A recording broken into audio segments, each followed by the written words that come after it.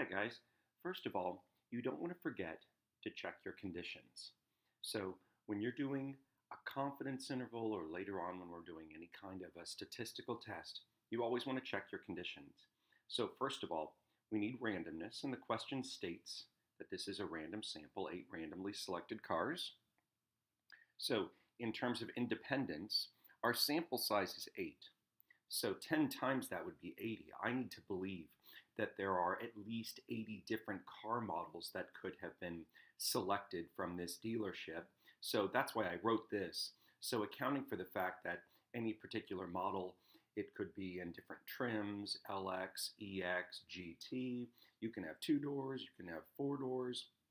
You can have powertrains that are front-wheel drive, all-wheel drive, hybrid.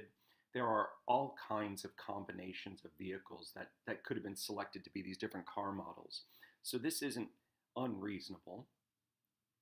Then finally, the normality condition is what's special here.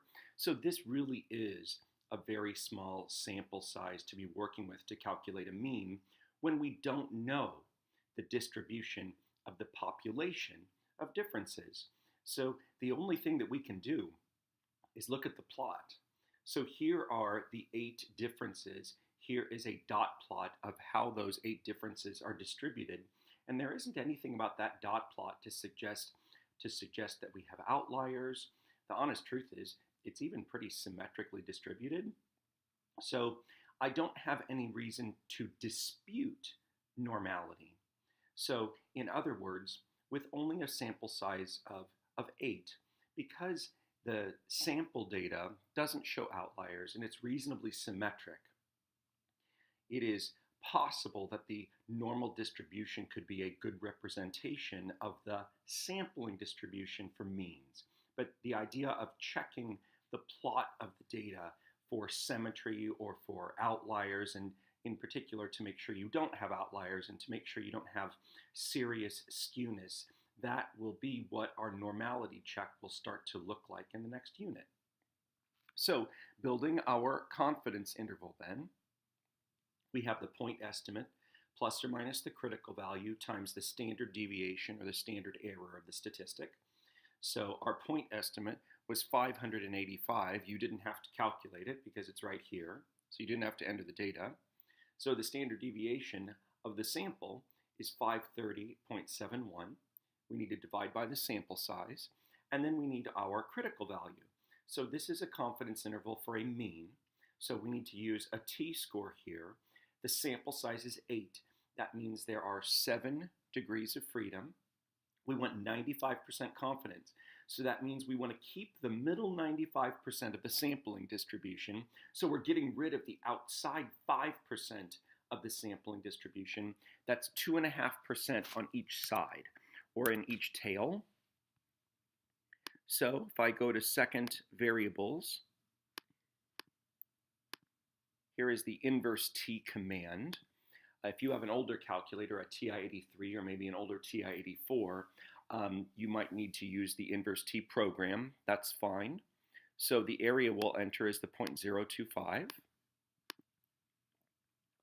The degrees of freedom in this case are 7.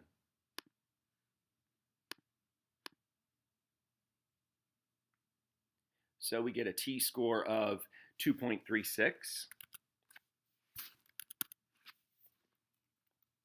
And 2 decimal places is plenty for your t-score. So if you plug this in your calculator to find your lower and upper boundaries, this is what they look like for the confidence interval. So interpreting the confidence interval is very important.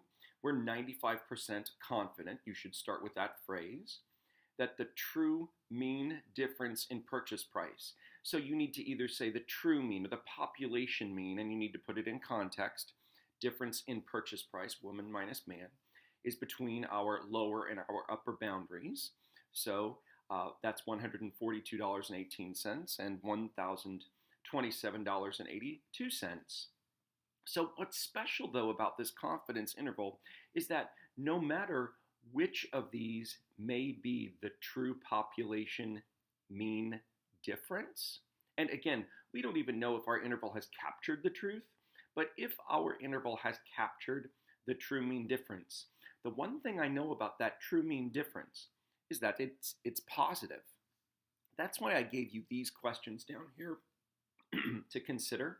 So a positive difference, woman minus man, what that suggests is that the woman paid more for the model. The first value is always larger than the second value. So if it was always a negative difference, that would suggest the man was paying more. And if a difference of 0 was within the interval, which it's not, but if 0 was within the interval, that would mean that it's at least possible that men and women pay the same amount. But 0 is not in that interval. In particular, every value in that interval is positive. And that is why, in part D, your answer should be yes. So does this confidence interval provide evidence? Now, it's not proof, but evidence that on average, women are paying more than men. And the answer is yes, because every possibility for the true mean or the population mean difference in the interval is positive. That means that on average, it looks like we have evidence that women are paying more.